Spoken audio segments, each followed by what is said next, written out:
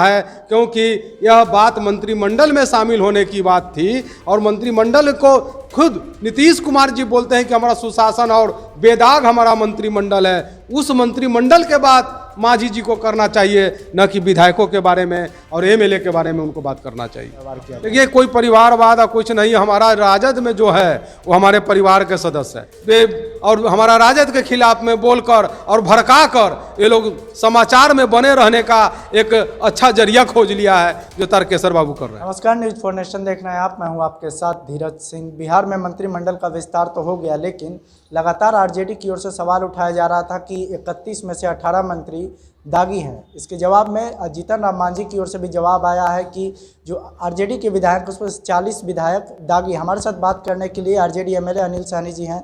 Sir, आप लोग के भी 40 विधायक दागी हैं, ऐसा जीतन राम मांझी का कहना है, तो कह रहे हैं कि आप लोग का दाग अच्छा है और हमारा दाग खराब है।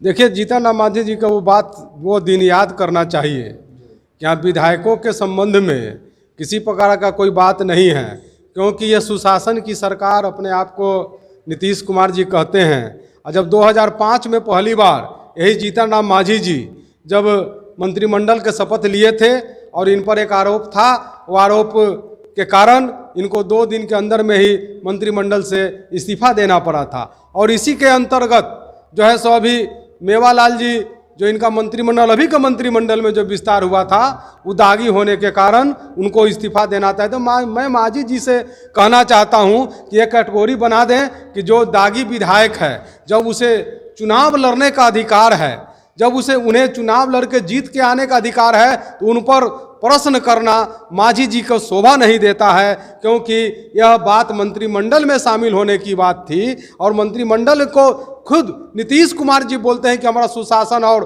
बेदाग हमारा मंत्रिमंडल है। उस मंत्रिमंडल के बाद मांझी जी को करना चाहिए, न कि विधायकों के बारे में और एमएलए के बारे में उनको बात करना चाहिए। आप लोग की जो दागी मंत्री बने उनका भी यही सवाल है कि जब वो विधायक थे तब विपक्ष सवाल नहीं उठा रहा था, जब मंत्री बन गए तब उन पर सवाल उठाया जा रहा है। ये तो विधायक था, तो विधायक को तो सिर्फ चुनाव कमीशन ने आदेश दिया उसको चुनाव लड़ने के लिए, और 3 बार 4 बार अखबार में जो है सो 3 बार और टीवी पर जो है सो उसका इश्तिहार निकाला गया कि हम पर फलना केस हम पर चल रहा है। उसके बाद वो व्यक्ति जो है सो जीत के आता है, तो जनता ने उसे जिताया है, जनता ने उसे भेजाया है। उस पर ये प्रश्न करने वाले कौन होते हैं? जब चुनाव कमीशन जब प्रश्न नहीं कर सकता है, तो मांझी जी कौन होते हैं?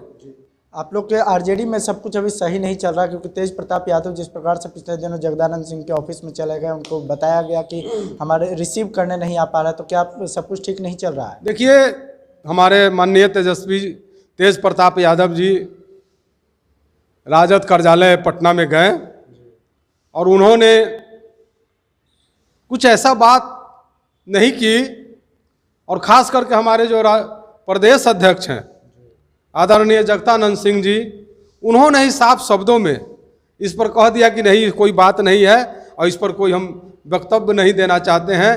तो जब जगता बाबू ही उस बात को कुछ प्रकार का रिएक्शन और एक्शन नहीं ले रहे हैं, तो हम लोग लेने वाले कौन होते हैं? हमारा राजद में सब ठीक है, सब बुलंदी के साथ चल रहा है और गरीब, शोषित, उपेक्षित, दलित, पिछड़ा, अक़लियत का और मान सम्मान बढ़ाने का, आरक्षण की लड़ाई जो हम लोग लड़ रहे हैं, उसके हम लोग रास्ते पर हैं।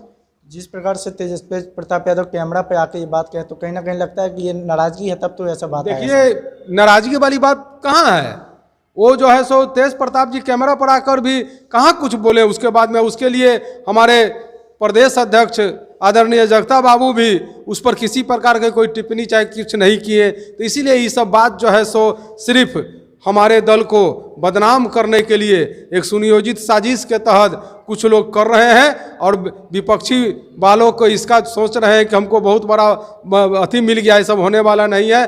पूरा बिहार लालू जी और तेजस्वी जी के नेतृत्व में एकत्र है और राजद मजबूती के साथ आगे बढ़ रहा है। बीजेपी की ओर से कहा जा रहा है कि लालू प्रसाद की परिवार से नहीं है जगदानंद सिंह, इसीलिए उनके साथ ऐसा व्यवहार किया। देखिए, कोई परिवारवाद कुछ नहीं, हमारा राजद में जो है वो हमारे परिवार के सदस्य है। जो भी कोई राजद में रहता है वो एक राजद एक जो है सो दल है जो गरीबों, शोषितों, उपेक्षितों का एक परिवार की तरह है। जो भी उसका प्राथमिक सदस्य भी कोई रहता है राजद को, तो उसको परिवार की तरह देखा जाता है, चाहे जिस कैटेगरी का भी हो, चाहे दबे हो, कुचले हो, नीचे हो, ऊपर हो, कोई भी वर्ग के लोग आते हैं उसे सम्मान दिया जाता है। यही कारण है कि जगता बाबू को भी सम्मान दिया गया, रघुवंश बाबू को भी सम्मान दिया गया। जो भी लोग हमारे दल में आते हैं, छोटे से छोटे, ऊंचे से ऊंचे, जो समाजवादी हैं, जो समाजवादी विचारधारा से हमारे दल के साथ जुड़ते हैं, गरीब के सेवा करने के लिए जो हमारे दल के साथ जुड़ते हैं, उन्हें हम लोग भी सम्मानित करते हैं। और इसमें हमारा जो जितने भी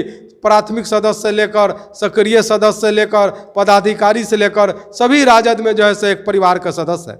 डिप्टी सीएम तारकिशोर तो उनको बीजेपी में शामिल होने का आमंत्रण भी दे दिया, अगर वो होते हैं तो उनका स्वागत रहेगा, ऐसा डिप्टी सीएम का कहना। हाँ, तो डिप्टी सीएम छोड़ के उन्हीं को डिप्टी सीएम बना देंगे। भी ऑफर कुछ दिन के बाद आप सुनिएगा कि तारकेश्वर बाबू बोले कि आप यहाँ चले आइए और आपको जो है सो हम डिप्टी सीएम बना रहे हैं। इसको कोनो वैल्यू है?